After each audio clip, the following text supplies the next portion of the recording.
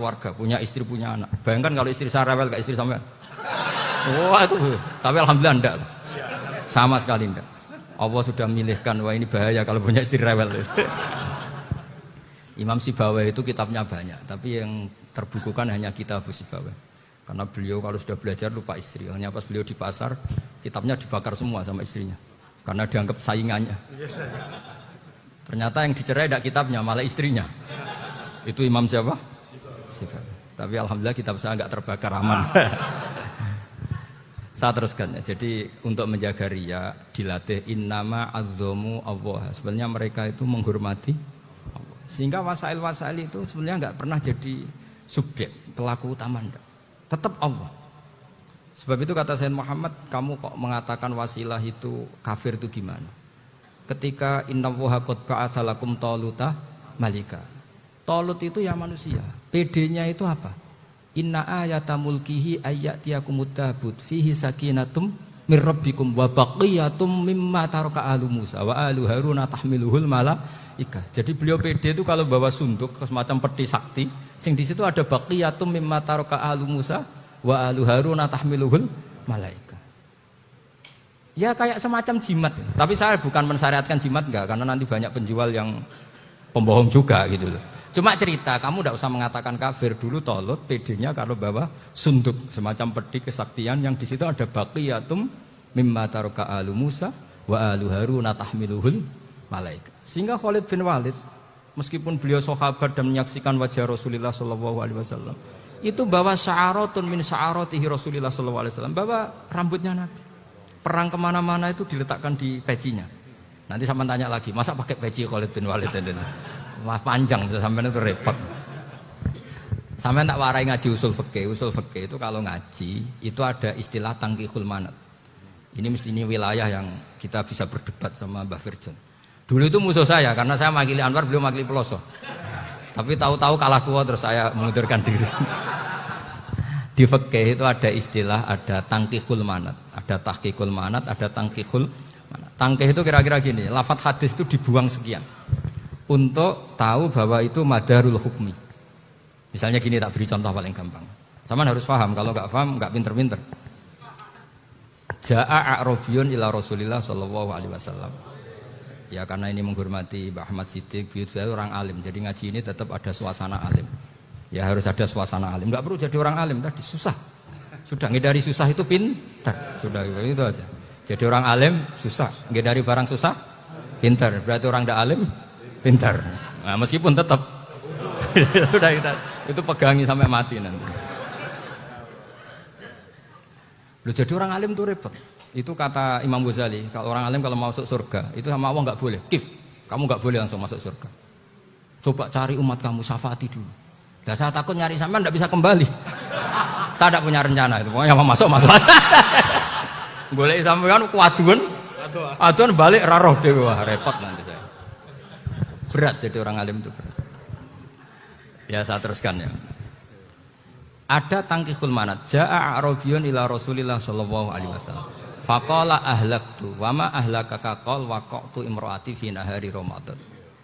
Ya dan kita saya ini rusak ya Rasulullah. Kenapa? Karena saya menjima istri saya fi nahari Ramadan. Terus kata Nabi, kamu harus bayar kafarah. Napa Nabi kafarah? Puasa 2 bulan. Wong baru 1 hari aja terjadi gitu kok disuruh puasa 2 bulan. Ya tidak kuat ya Rasulullah.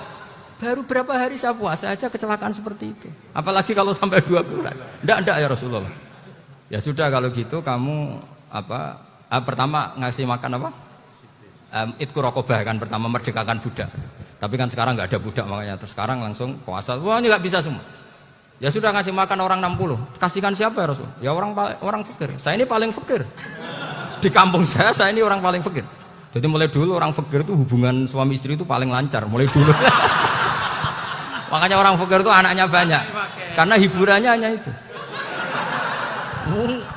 Wong Ramadan aja. Coba mau ke ATM nggak punya uang, mau antri di bank nggak punya, mau apa coba? Itu mulai dulu. Ini sanatnya mutasil. Wah, akhirnya sudah sanksinya kan tadi ya itqu raqabah atau puasa 2 bulan berturut-turut atau ngasih makan 60 orang miskin. Lalu kata ahli usul fikih, kata a'rabi dibuang. nggak menjadi catatan hukum.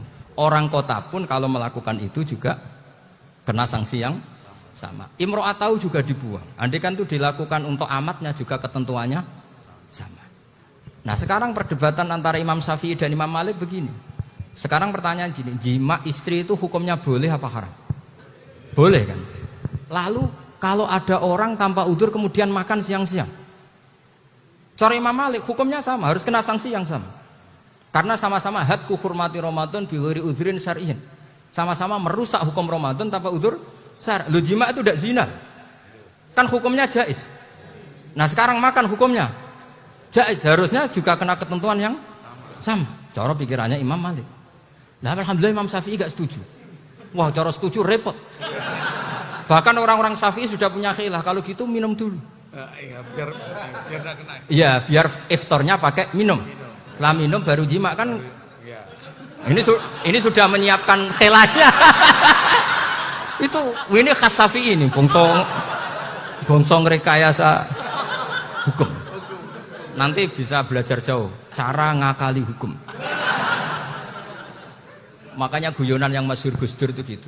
Ada seorang kiai atau Gus lah, ya punya salah, namanya manusia kan punya salah, entah cangkruk entah apa, pokoknya punya salah.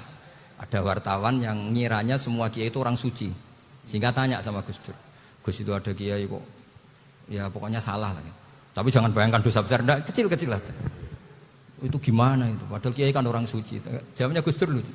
Ya justru yang boleh salah itu para kiai. Kalau kamu nggak boleh. Loh kok bisa Gus? Karena mereka tahu caranya tobat.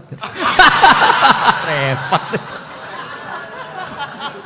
Kalau kamu nggak tahu caranya.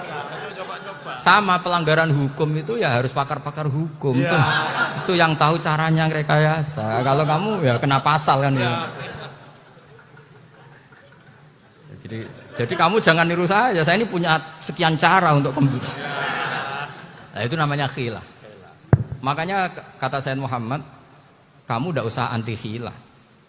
Karena Abu Hanifah itu membolehkan khilaf, kitabul khiyal. Yang penting kamu soleh dulu. Setelah soleh nanti Allah maklumi. Soleh dulu, syaratnya soleh dulu. Kalau tidak soleh jangan. Contohnya gini, ada orang mau puasa lemes sekali, mau makan. Gampang, kalau langsung makan kan kayak hadku hormati Ramadan biwari udrin sarian. Aku langsung mau jembera sowan Mbah Firjon. Sudah status saya apa? Musafir. Ya sudah, berangkat aja sampai Tuban makan. Nanti kalau nggak jadi ya nggak apa-apa sudah. Kan mulai pergi sudah musafir. Saya tidak tahu nanti malaikat tertarik gebuki nggak tahu. Tapi itu ada khilafnya, asal soleh.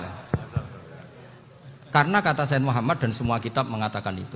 Kalau sama nggak tahu ya kebablasan. Nabi Ayub, yang nabi yang terkenal gudikan itu siapa? Ayub ya. Nah, itu yang Israiliyatnya kan seru lah. Gudikan dikukur bek kreweng itu terlalu lah kalau itu. Untuk kreweng konti ning Arab ora ono kreweng itu sudah masalah itu. Singkat cerita, Nabi Ayub ketika diasingkan kaumnya itu kan nggak punya sumber makanan. Lah orang lelaki itu mulai dulu egois. Istrinya Nabi Ayub itu cantik sekali, udah cantik, rambutnya bagus. Makanya kamu nggak usah tanya kenapa istrinya kayak banyak yang cantik. Ya, warasatul anbiya, nggak boleh mungkin. Kalau nggak cantik ya warasatul anbiya dari segi balak. Istrinya Nabi itu semuanya cantik. Nggak usah tanya sebabnya apa, pokoknya gitu, semuanya cantik.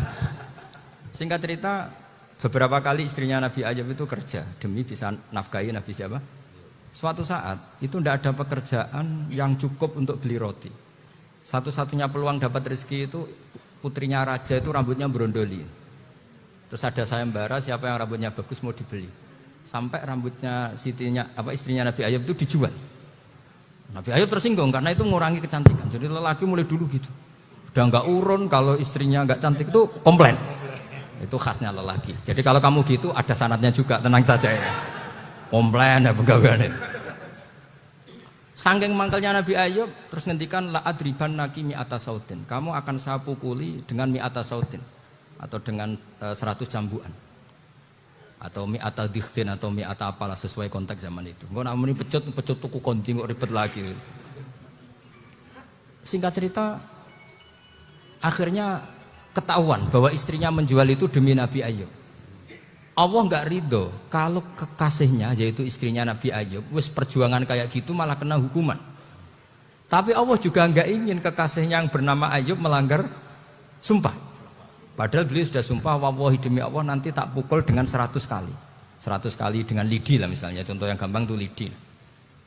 Akhirnya sama Allah dikasih satu solusi.